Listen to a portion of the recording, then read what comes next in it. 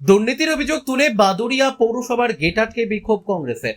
বাদুড়িয়া পৌরসভার পৌর নিয়োগ দুর্নীতিতে চাকরি, অবৈধ কাজকর্ম, কাউন্সিলরদের স্বজন পোষণ, বেনিয়ম সহ একাধিক দুর্নীতির অভিযোগ তুলে বাদুড়িয়া বিধানসভা জাতীয় কংগ্রেসের পক্ষ থেকে পৌরসভার গেট আটকে বিক্ষোভ দেখান কংগ্রেস কর্মী সমর্থকরা। তাদের দাবি, পৌরসভায় বেনিয়ম দূর করে স্বচ্ছতা বজায় রেখে দুর্নীতিমুক্ত পৌরসভা গড়ে তুলতে হবে। তারপর কংগ্রেসের তরফে বাদুড়িয়া পৌরসভা একটি লিখিত স্মারকলিপি জমা দেন তারা। সমস্ত সংবাদ মাধ্যমেই এটা প্রচার হয়ে গেছে যে বাদুড়িয়া পৌরসভা একটা দুর্নীতির আখড়া। এখানে অলরেডি 34 জন নিয়োগ দুর্নীতিতে নাম জড়িয়ে আছে। সেটা আমরা আগে থেকেই জানতাম, এখন সংবাদ মাধ্যমের মাধ্যমে সারা মানুষ জেনে গেছে। আর এই যে পৌরসভার দুর্নীতির একটা আতুর ঘর তৈরি হয়েছে, তার বিরুদ্ধে আজকে আমাদের প্রতিবাদ।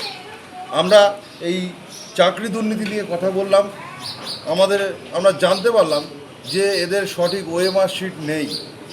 এখানে ইডি হানা দিয়েছিল, কাগজপত্র তুলে নিয়ে গেছে, তার মধ্যে যা যা চেয়েছিল ওএমআর শিটটা দিতে পারেনি, আরও অন্যান্য কাগজও দিতে পারেনি।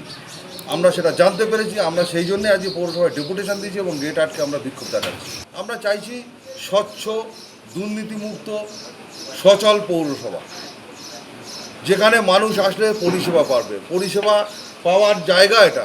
পরিষেবা না পেলে মানুষ এইভাবে কতদিন রাস্তায় রাস্তায় ঘুরে বেড়াবে।